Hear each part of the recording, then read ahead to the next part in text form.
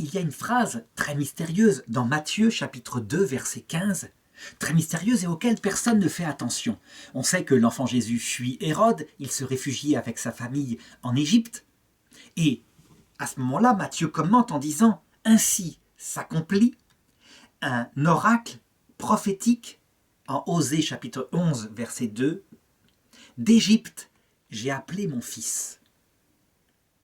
C'est au XIXe siècle, lorsque, enfin, on se remit à lire les hiéroglyphes égyptiens et donc toute l'histoire de leur Dieu, qu'on se rendit compte que le christianisme est en fait l'histoire d'Osiris, mais transfigurée, mais tellement proche, tellement, je dirais, équivalente qu'on se dit, il y a un rapport. Alors certains disent, évidemment, ça veut dire que le christianisme est un paganisme réinventé et que Jésus n'a même pas existé.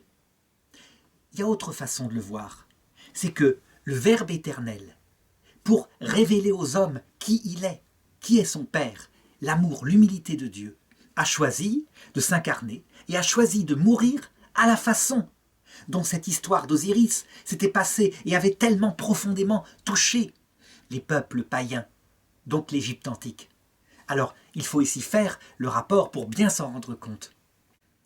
Il y a en Égypte antique un seul dieu qui est Ra, qui est le soleil invaincu, le vent, souvent qui sera repris par le fameux inventeur du monothéisme, donc le pharaon Akhénaton, sous la forme du dieu Aton. Mais Ra, donc Héra, a des enfants, ce sont les dieux, et parmi ces enfants, il y a Osiris, un dieu particulièrement généreux. Il est représenté par les Égyptiens en vert, comme l'herbe verte, parce que c'est lui qui donne la vie. Et la source de la vie, pour le monde, c'est le Nil qu'il fait couler. Et tous les printemps, la crue revient et la terre redevient fertile grâce à cette présence d'Osiris. Or, il y a un autre fils de ce dieu unique, Ra, qui s'appelle Seth.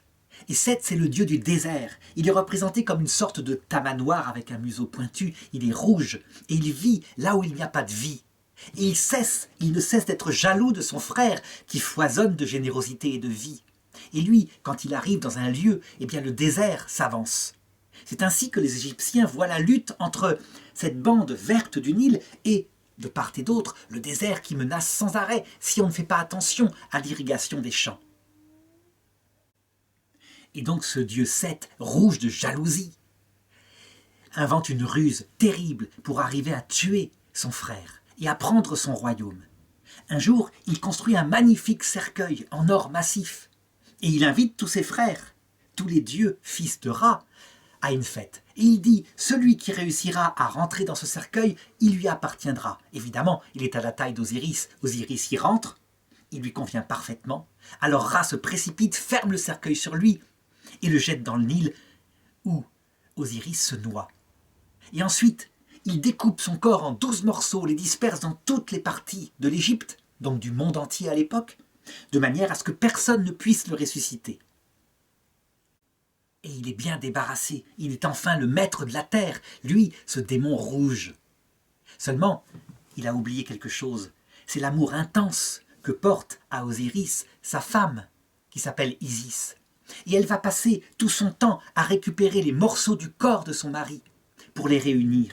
Et alors elle va se mettre en prière, vers le Dieu unique, vers Ra, afin qu'il ressuscite son mari.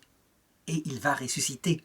Et il va monter dans l'autre monde, où il devient le maître de la vie, celui qui règne de nouveau sur le royaume de la terre, qui envoie sur la terre toute la grâce sous la forme du Nil, qui féconde la terre, mais aussi celui qui juge les vivants et les morts lorsqu'ils arrivent dans l'autre monde. Il préside au jugement avec 12 autres dieux. Et lorsqu'une âme arrive à ce jugement dernier, et qu'elle est noire, qu'elle a péché, qu'elle ne peut pas réciter les formules qui lui donneraient la vie éternelle, parce qu'elle a fait le mal, elle est conduite auprès de la dévorante, l'enfer éternel. Tandis que lorsque quelqu'un est juste, alors on met son cœur sur une balance que tient Osiris, et de l'autre côté de la balance, une plume de la déesse Maat, la droiture du cœur. Et si le cœur de celui qui vient de mourir est trouvé pesant suffisamment, alors il peut être conduit au paradis, où il attend, dans les tombeaux. Donc c'est pour ça que les Égyptiens se faisaient des tombeaux magnifiques, pour attendre le jour de la fin du monde, où le dieu Osiris ressusciterait tous les hommes justes, pour le paradis éternel. Alors évidemment, lorsqu'on entend une telle histoire, on se dit, mais c'est exactement l'histoire de Jésus-Christ, le Dieu unique, Fils du Père, venu sur terre, mis à mort par le démon, qui excite la jalousie des hommes. Et 3 jours plus tard, alors que personne n'y croit, sauf peut-être la Sainte Vierge qui prie dans son cœur, il ressuscite. Et là, du ciel, il envoie sur la terre la grâce, si bien que personne n'est vivant, si ce n'est par le Christ, parce que le Christ permet de connaître le cœur du Père et de vivre de sa présence.